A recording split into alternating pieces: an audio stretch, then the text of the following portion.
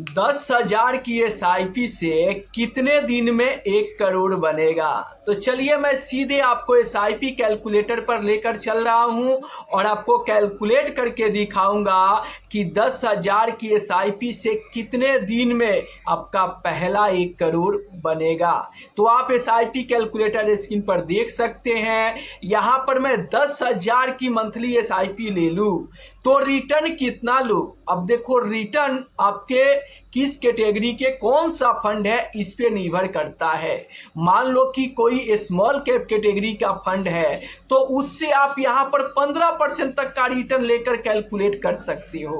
अब बहुत सारे लोग कहेंगे कि स्मॉल कैप से तो इससे ज्यादा रिटर्न मिल सकता है। मुझे भी पता है कि स्मॉल कैप से 15% से लॉन्ग टर्म में ज्यादा रिटर्न मिल सकता है, लेकिन अगर ना मिले तो आप क्या करोगे, क्या करोगे कमेंट में लिख कर बताओ।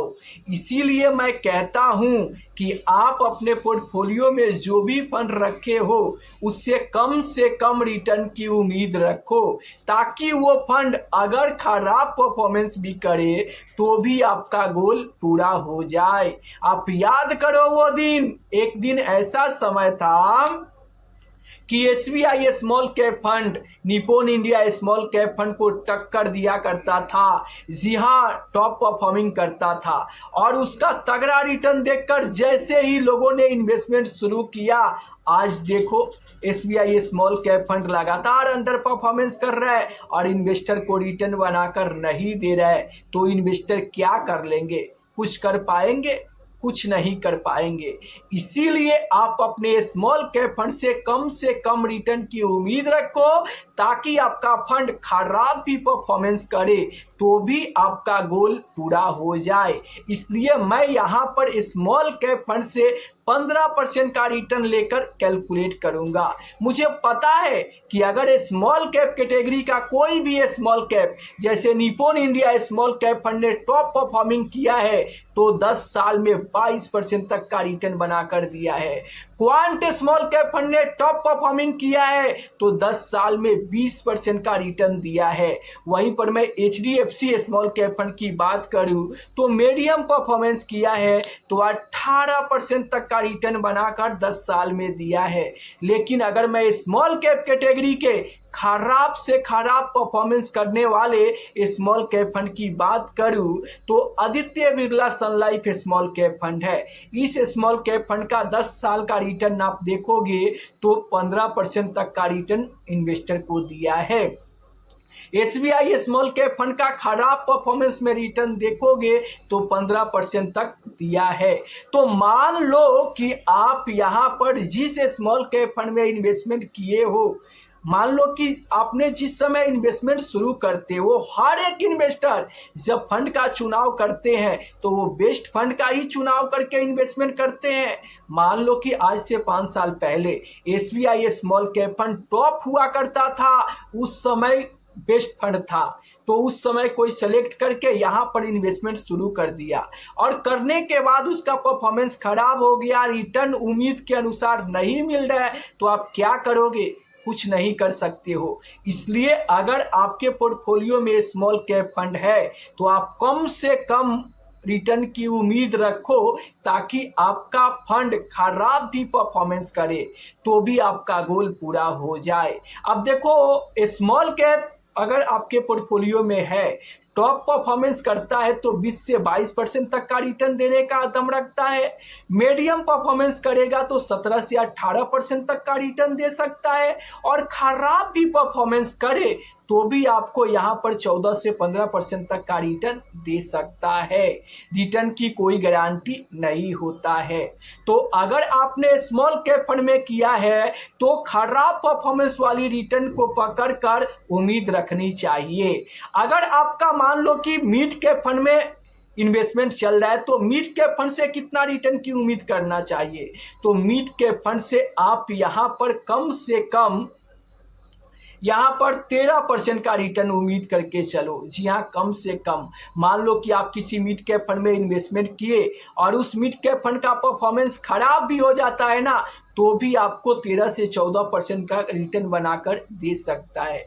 मुझे भी पता है कि इससे भी ज़्यादा रिटर्न देने वाले फंड है, लेकिन आगे चल के ना दे तो आप क्या करोगे?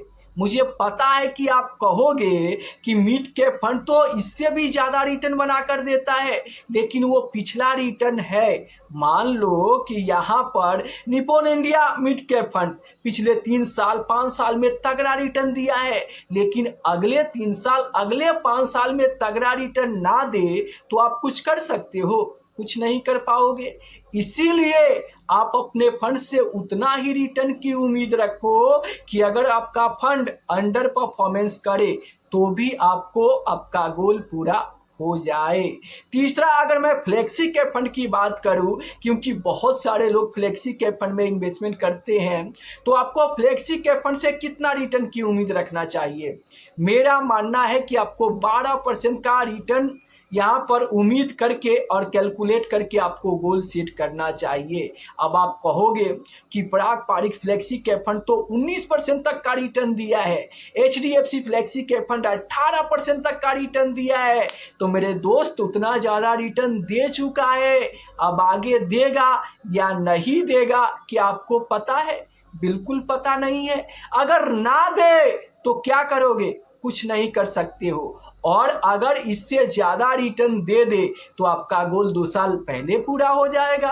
अगर आप जिस फंड में इन्वेस्टमेंट किए हो वो फंड टॉप पर चला गया और तगड़ा रिटर्न दे दिया तो आपका गोल 4 साल पहले पूरा हो जाएगा। तो इससे तो आपको ही फायदा होगा ना। कम रिटर्न की उम्मीद रख के आप कैलकुलेट करोगे और फंड खराब परफॉर्मेंस किया तो भी गोल पूरा हो जाएगा, और अगर टॉप पर चला गया तो 4 साल पहले ही गोल पूरा हो जाएगा। तो चलिए मैं आपको कैलकुलेट करके दिखाता हूं कि अगर आप 10,000 की मंथली SIP करते हैं और स्मॉल कैप फंड से 15% तक का रिटर्न मिल जाता है तो आपका यहाँ पर 18 साल 2 महीने में आपका पहला 1 करोड़ बन जाएगा।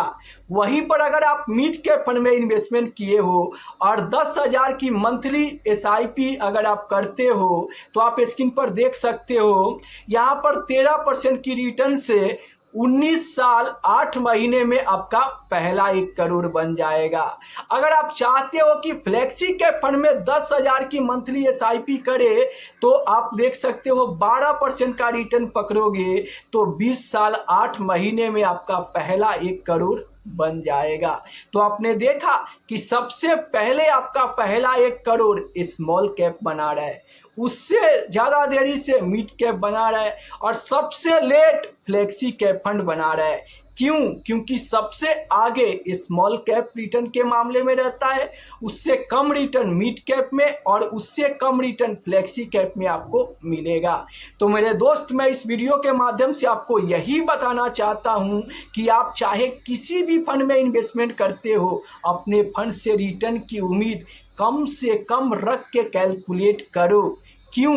क्योंकि अगर आपका फंड कम रिटर्न दे तो भी आपका गोल पूरा हो जाए, और अगर तगड़ा रिटर्न दे दे तो और जल्दी ही आपका गोल पूरा हो जाएगा। तो ऐसे में दोनों सिचुएशन में अगर आपका फंड खराब परफॉर्मेंस किया तो भी आपका गोल पूरा हो जाएगा, और तगड़ा परफॉर्मेंस किया तो 2-4 साल पहले ही आपका गोल पूरा हो जाएगा। तो आप नीचे कमेंट बॉक्स में ज़रूर बताना कि ये स्मॉल कैप फंड से आप कितने रिटर्न की उम्मीद रख के इन्वेस्टमेंट करते हो, और फ्लेक्सी कैप से और मिड कैप से कितने रिटर्न की उम्मीद करते हो, नीचे कमेंट में ज़रूर बताना।